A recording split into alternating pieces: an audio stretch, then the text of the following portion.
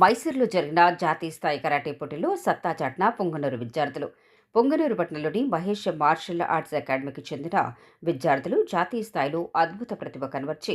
భారతదేశానికి ప్రాతినిధ్యం వహించే అరుదైన అవకాశాన్ని దక్కించుకున్నారు. మైసూరులోని చాముండి విహార్ ఇండోర్ స్టేడియంలో జూలై 25, 26 తేదీల్లో నిర్వహించిన 29వ all India Shito Ryu karate ఛాంపియన్షిప్లో మహేష్ మార్షల్ ఆర్ట్స్ అకాడమీ విద్యార్థులు టీం కటా విభాగంలో దానీశ్వర్ కుమార్ రెడ్డి బంగారు పథకం, టీం కటా మహిళా విభాగంలో షహనత్, బాల్ర విభాగంలో త్రివిక్రమ్ బంగారు పథకం, టీం కటా విభాగంలో బంగారు పథకం, 18-20 సంవత్సరాల కటా మహిళా విభాగంలో పవిత్ర బంగారు పథకం, 14-15 సంవత్సరాల బాలికల కటా విభాగంలో జూహా ఫాతిమా బంగారు పథకం, శ్రేష్ఠ కాశ్య పథకం, 84 పైగా ప్లస్ కేజీలు